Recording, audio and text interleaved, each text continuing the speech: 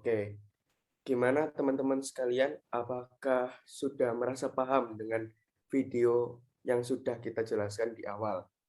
Nah, pasti pada bertanya-tanya nih tentang fermentasi asam cuka ini seperti apa? Pasti banyak yang belum paham tentang fermentasi asam cuka.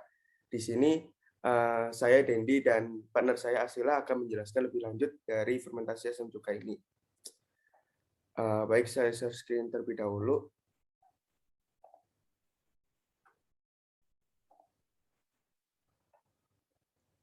Ya, di sini kita akan menjelaskan tentang fermentasi asam cuka. Untuk yang pertama, pengertian fermentasi sendiri. Di sini fermentasi itu merupakan suatu proses terjadinya perubahan kimia pada suatu substrat organik melalui aktivitas enzim yang dihasilkan oleh mikroorganisme. Percepatan fermentasi dan pertumbuhan mikroorganisme memerlukan nutrien tambahan. Selain memerlukan karbohidrat, juga membutuhkan nitrogen dan mineral yang cukup untuk dapat tumbuh dan produksi dengan optimal. Fermentasi, selain menggunakan kapang atau kamir, juga dapat dilakukan dengan bakteri atau campuran berbagai mikroorganisme. Kemudian di sini ada pengertian dari fermentasi asam cuka sendiri. Untuk fermentasi asam cuka atau biasa disebut dengan fermentasi asam asetat adalah fermentasi aerobik atau respirasi oksidatif, yaitu respirasi dengan oksidasi berlangsung tidak sempurna dan menghasilkan produk-produk akhir berupa senyawa organik seperti asam asetat. Proses ini dilakukan oleh bakteri dari jenis Acetobacter dan Gluconobacter. Kondisi respirasi oksidatif ini dapat dilakukan dengan kultur murni, tetapi kondisinya tidak selalu aseptis, oleh karena pH yang rendah serta adanya alkohol dalam media merupakan faktor penghambat bagi mikroorganisme lain selain Acetobacter aceti. Mekanisme fermentasi asam asetat sendiri ada dua, yaitu fermentasi alkohol dan fermentasi asam asetat. Kemudian di sini ada prinsip dan tahapan fermentasi asam cuka.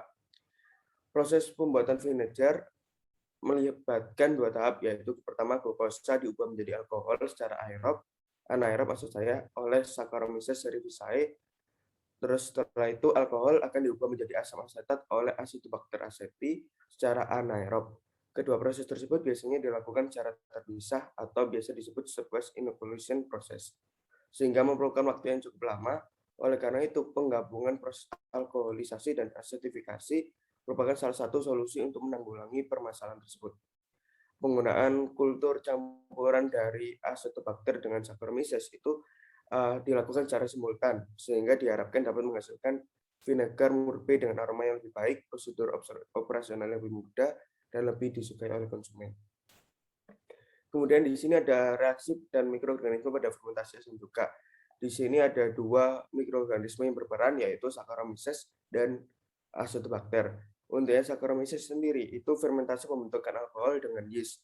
Pada fermentasi ini terjadi perombakan glukosa menjadi alkohol dan gas CO2. Di sini ada reaksinya C6H12O6 dirubah menjadi 2CH3CH2OH ditambah dengan CO2. Terus kemudian yang kedua, di sini ada fermentasi perubahan alkohol menjadi asam asetat dan air dengan bakteri Acetobacter aceti. Kemudian untuk slide berikutnya akan dijelaskan oleh partner saya.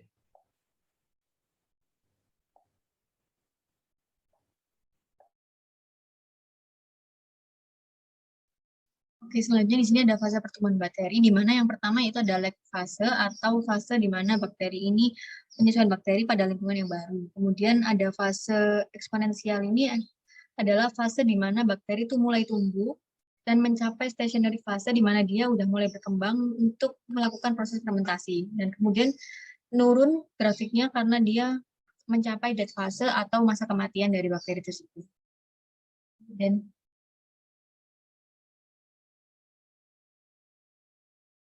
nah, yang kita amati pada fermentasi asam cuka pada wine apple kemarin adalah yaitu berbentuk fokus, tidak berinti, berkoloni dengan perbesaran lensa okuler 10 kali dan lensa objektif 40 kali. Di mana pada hari pertama dapatkan nilai pH yaitu 5, kemudian bau masam, warna coklat keruh serta berbusa dan tidak ada endapan. Yang kedua, pada hari kedua yaitu pada dapatkan pH 5, Kemudian bau masam berwarna coklat keruh, berbusa, dan tidak ada endapan.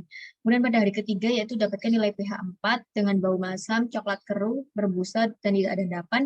Pada hari keempat yaitu dapatkan nilai pH 4 dengan bau masam, berwarna coklat keruh, tidak berbusa, dan tidak ada endapan.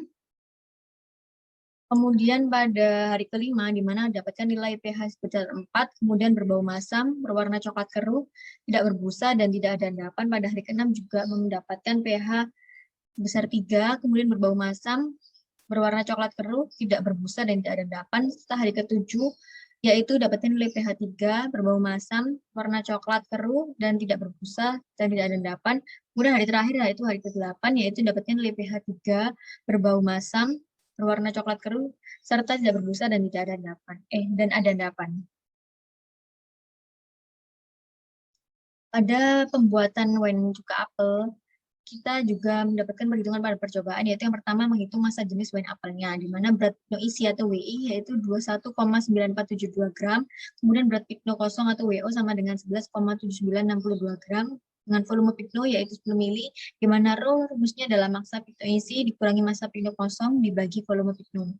Dapatkan hasil 1,0151 gram per mili. Kemudian yang kedua itu menghitung titrasi, di mana titrasi ini fermentasi asam cuka wine didapatkan volume titrasi dengan 3 kali titrasi, yaitu V1, V2, dan V3 dibagi 3, karena dia di rata-rata dengan 3 volume, yaitu didapatkan hasil 3,3 mili. Kemudian yang ketiga yaitu perhitungan kadar asam cuka pada wine apel dengan volume 3,3 mili, yaitu rumusnya V titrasi dalam satuan mili dikali N basa, kemudian dikali BM basa cuka gram per mol dikali 100% dibagi V sampel dikali densitas sampel gram per mili dikali 1000, di mana persen kadar dari asam cuka pada wine apel dengan volume 3,3 mili yaitu dapatkan 0,591%.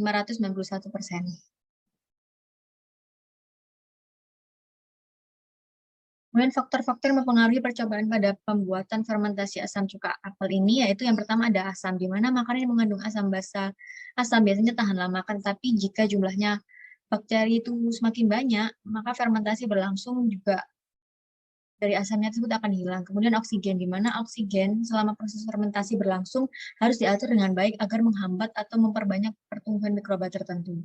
Kemudian yaitu ada garam, di mana mikroba dapat dibedakan berdasarkan ketahanannya terhadap garam, di mana makanan atau pangan yang mengandung asam biasanya tak akan tahan lama. Tapi jika oksigennya cukup jumlahnya dan kapang dapat tumbuh sedangkan fermentasi berlangsung terus, maka daya awet dari asam tersebut akan hilang. Sekian yang dapat kami presentasikan, kurang lebihnya mohon maaf. Mungkin ada tambahan dari Dendi. Ya, mungkin setelah kita menjelaskan lebih lanjut tentang fermentasi asam cuka ini, kita harap teman-teman dapat memahami dari fermentasi asam cuka ini. Mungkin kalau dari aku udah, Sil. Ada tambahan lagi nggak? Oke, kalau gitu terima kasih yang sudah menonton sampai akhir. Mohon maaf jika ada salah kata ataupun menyinggung perasaan. Kita Dendi dan Asila undur diri. Terima kasih dan jangan lupa subscribe dan like video kita. Bye-bye.